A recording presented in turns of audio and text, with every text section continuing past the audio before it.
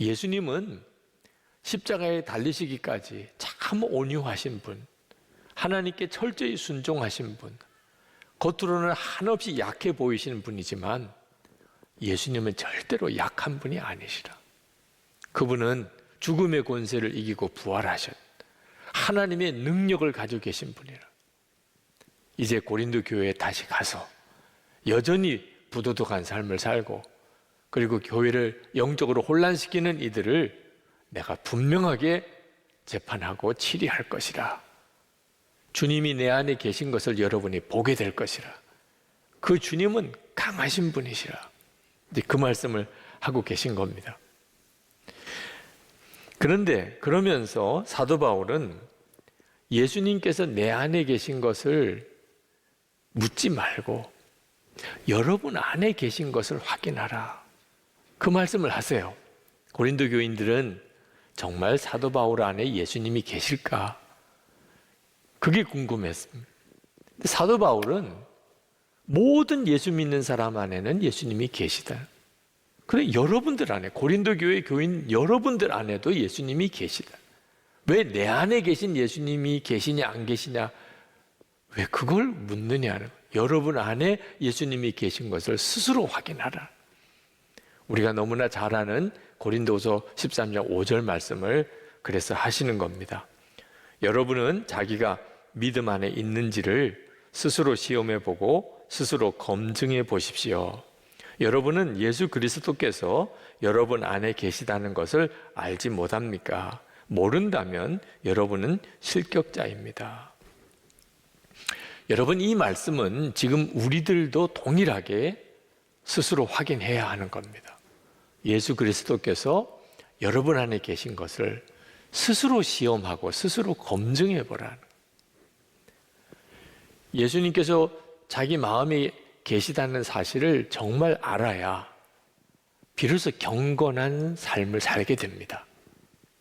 저는 교회 안에서 하나님을 사랑하고 하나님의 은혜에 감사하다는 성도들을 보면서 전혀 하나님은 두려워하지 않는 것을 깨닫고 깜짝 놀랄 때가 있습니다. 예수님이 함께 계신 것을 실제로는 믿지 않을 때 그렇습니다. 말도 함부로 하고 행동도 함부로 하고 교회 안에서 분열을 일으키고 은밀한 죄를 짓고, 이런 일이 왜 일어납니까? 예수님께서 정말 마음에 계신 것을 믿어지지 않으니까. 십자가의 은혜는 너무 귀한 은혜고 하나님의 사랑은 참 많이 들었는데 두렵지가 않은 거예요. 여러분, 예배를 드려도, 봉사를 해도, 헌금을 많이 해도, 전도를 하고 선교를 나간다 하더라도 예수님께서 정말 내 안에 계시다는 것을 실제로 믿지 못하면 그 사람은 믿음의 실격자입니다. 다시 말하면 진짜 예수 믿는 사람은 아니라 그 말입니다. 고린도 교인들이 사도 바울이 정말 예수님의 음성을 들었을까? 그런 의심을 가졌습니다. 이유는 자기들이 듣지 못했으니까 그런 거예요. 자기들이 주님의 음성을 듣지 못하니까 사도 바울도 들었을까? 이렇게 의심이 되는 거예요. 예수를 믿으면 누구나 다 주님의 음성을 듣게 된다고 주님은 말씀하셨어요. 요한복음 10장 27절에 내 양은 내 음성을 들으며 나는 그들을 알며 그들은 나를 따르느니라. 고린도 교회 교인들이 다 예수님의 양이잖아요. 그러면 당연히 주님의 음성을 듣고 주님을 따르는 게 당연한 일이죠.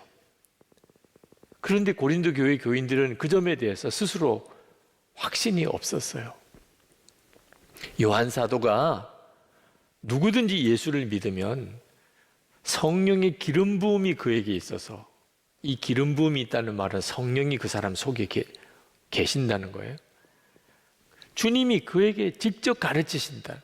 누구로부터 배울 필요가 없다는 겁니다. 요한일서 2장 27절을 제가 세번역으로 읽어드리겠습니다.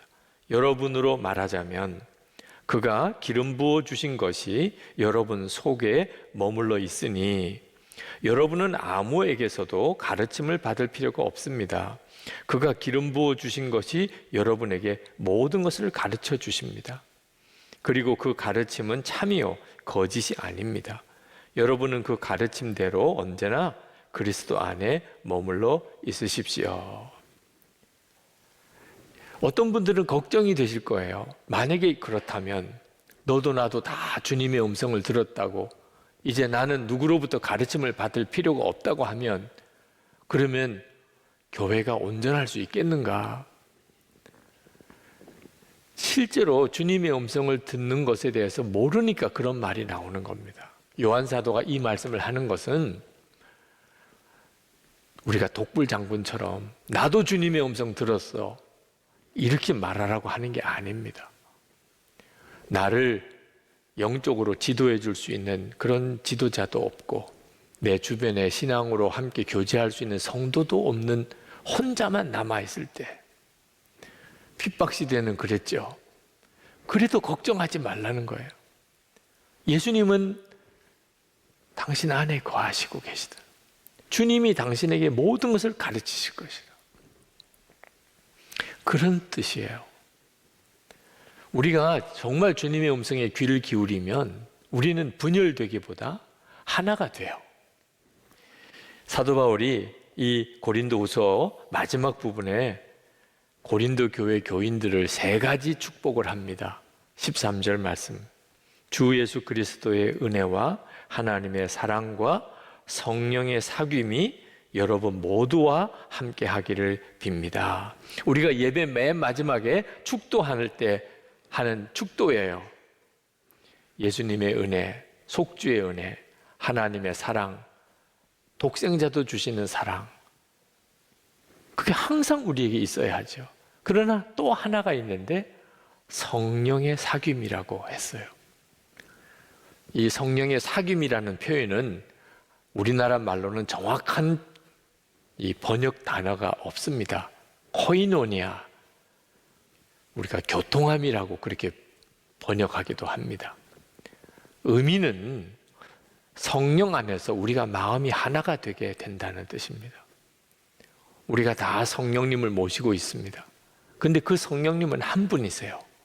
그러니까 성도들은 10명이 모이든 100명이 모이든 1000명이 모이든 그들이 다 성령님께 귀를 기울이면 마음이 하나 되는 기적이 일어난다는 거예요.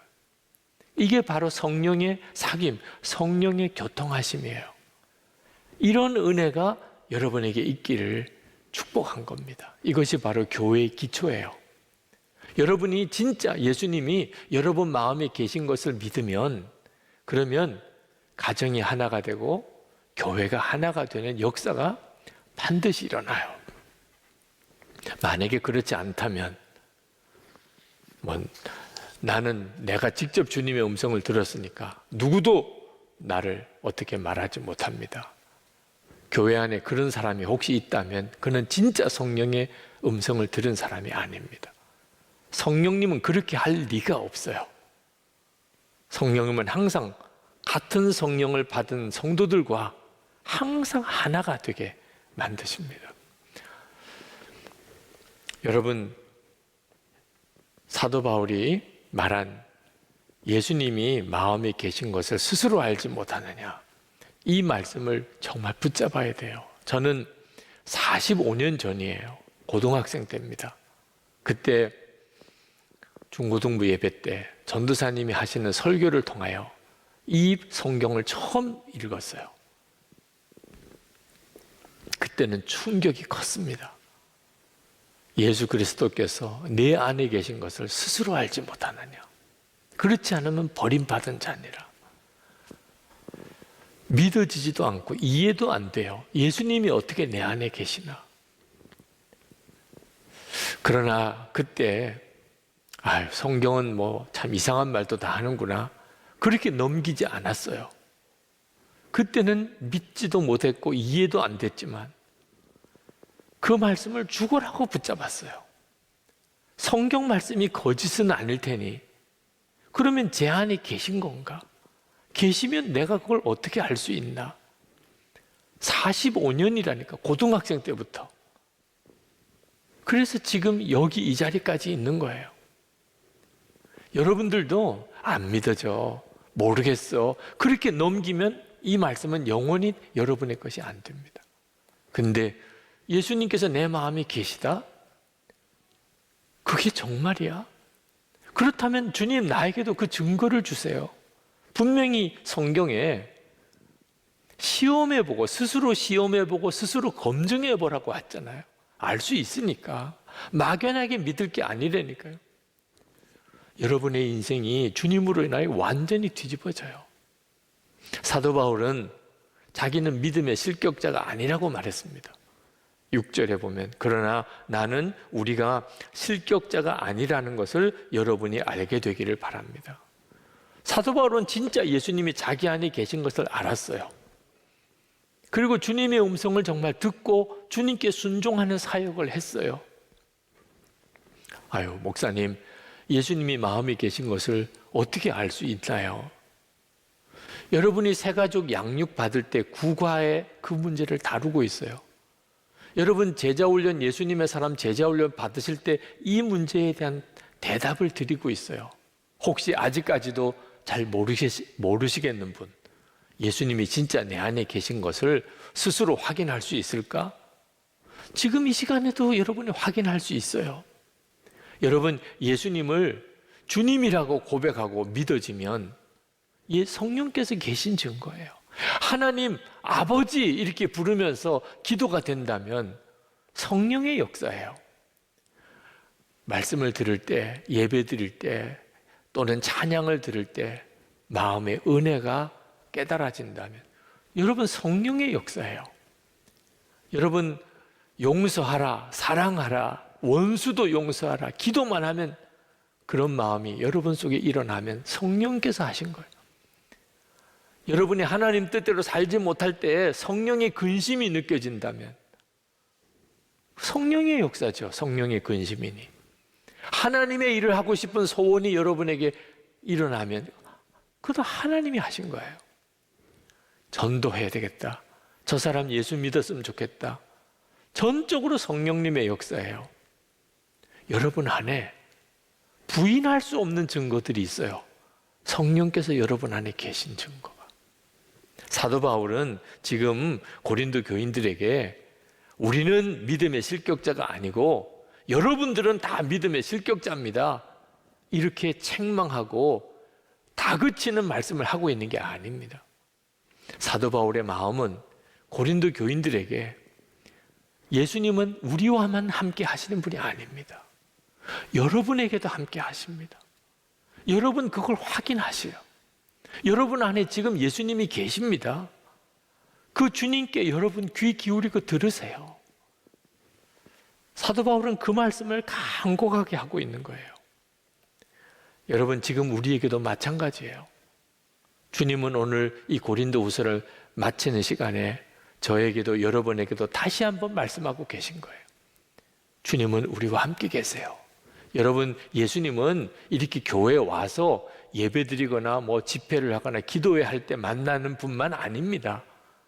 여러분이 잠들 때, 잠에서 깨어날 때, 여러분이 아침 식사를 할 때, 직장에 나가서, 여러분이 운전을 할 때, 또는 혼자 걸을 때, 어디서나 여러분 안에 계시니까 주님과 여러분은 동행하게 되는 거예요.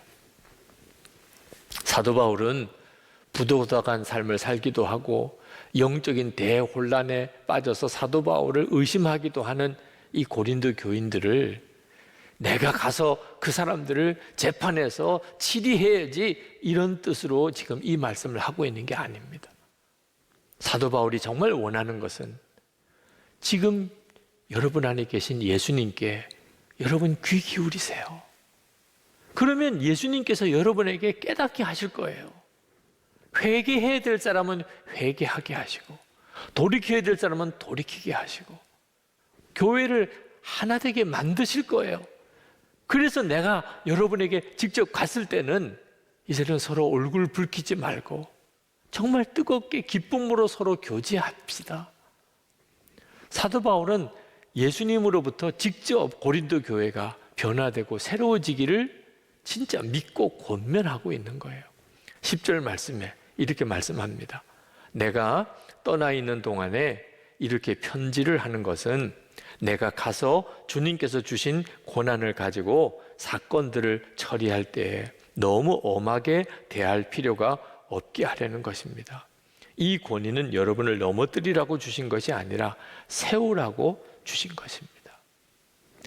사도 바울은 마지막으로 고린도 교회 교인들에게 자기가 이 편지를 쓴 목적을 간단하게 정리해서 말씀합니다.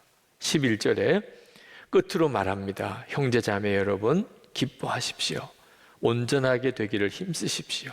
서로 격려하십시오. 같은 마음을 품으십시오. 화평하게 지내십시오.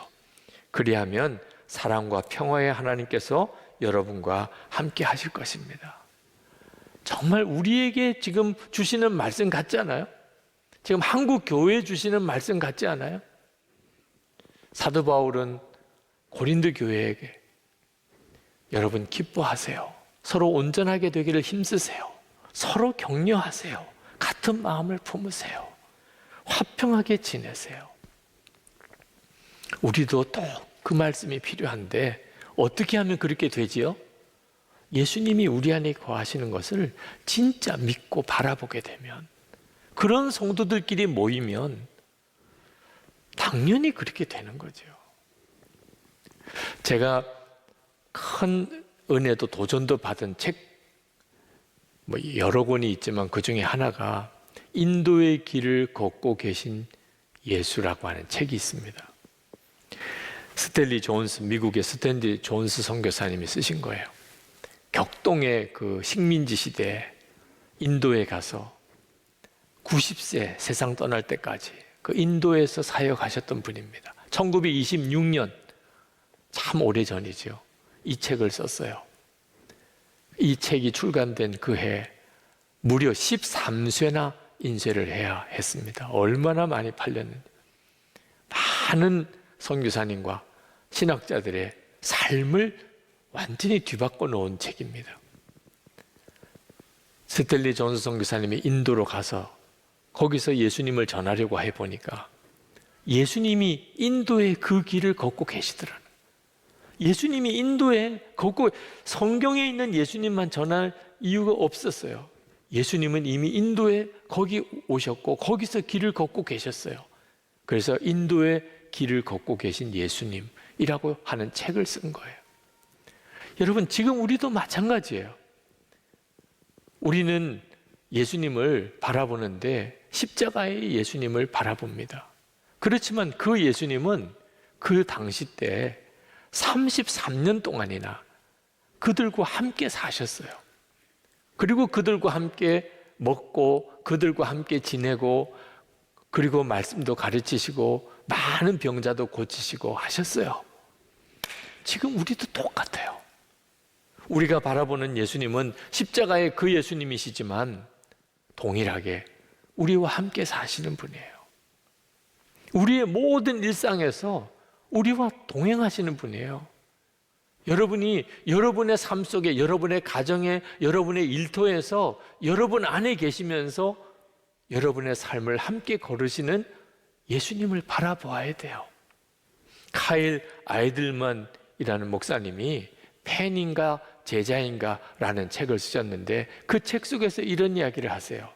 우리가 죽고 난 다음에 천국 가면 다윗이나 모세나 엘리야나 이런 성경의 영웅들을 찾아가서 너무 궁금하잖아요. 그때 어떤 일이 있었어요?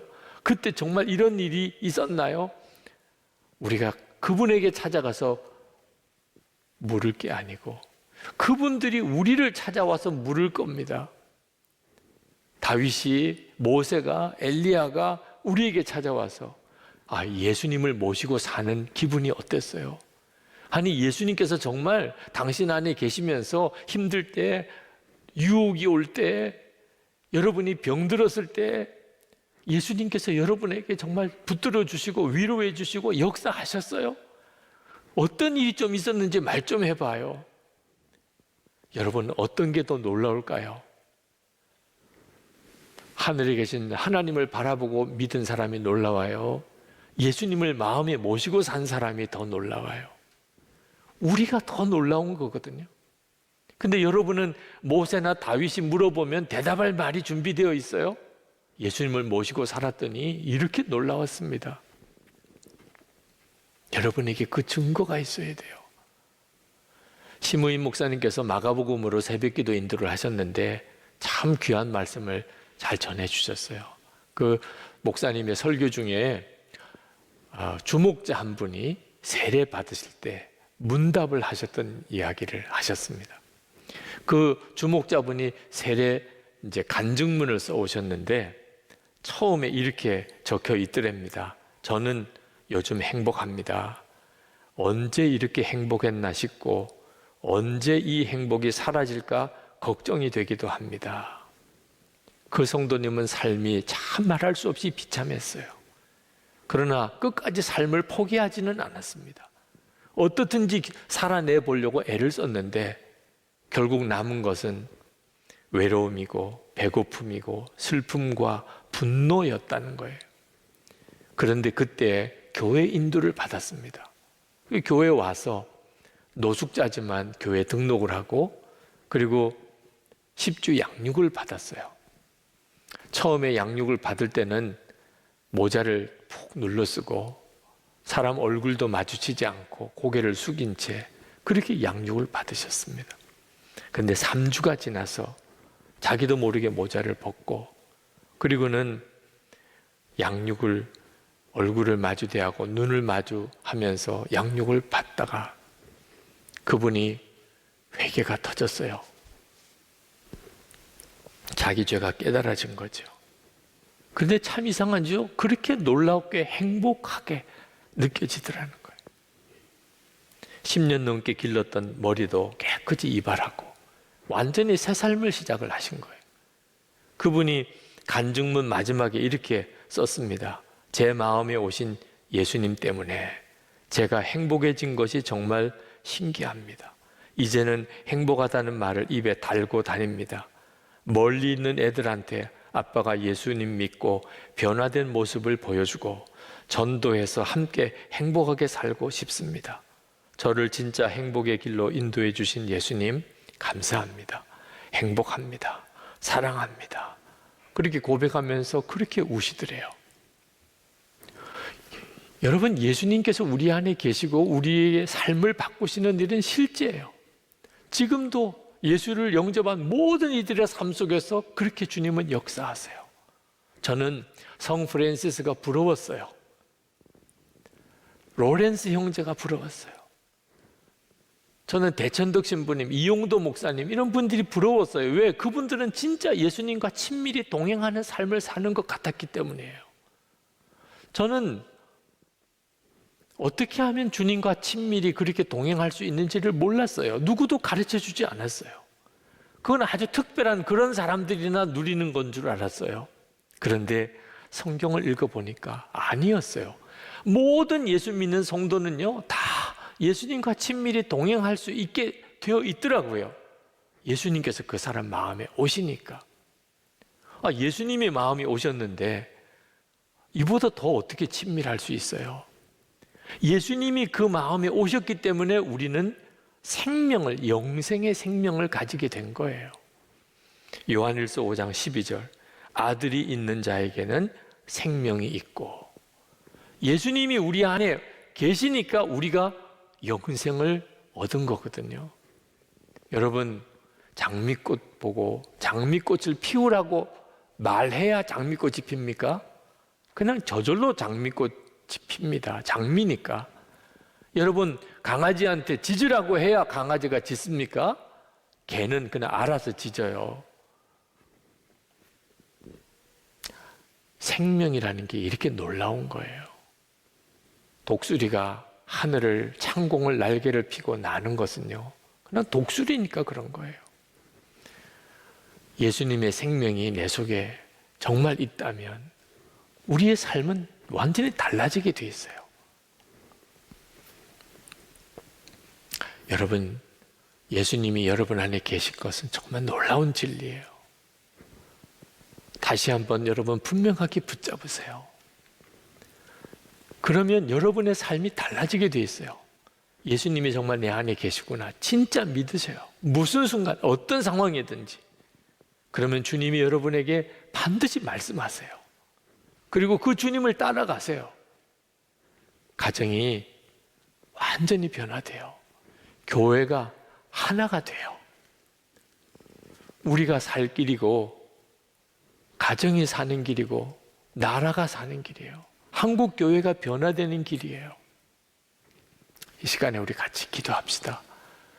여러분, 주님, 제가 제 안에 주님이 계신 것을 정말 믿고 그 주님만 붙잡고 제가 살기 원합니다. 제 삶을 주님이 이끌어 주소서. 예수님의 생명으로 사는 삶을 살게 해주소서. 우리 가정을 살리시고 우리 교회, 한국 교회를 새롭게 하시고 이 땅을 거룩한 나라가 되게 주님 만들어 주소서.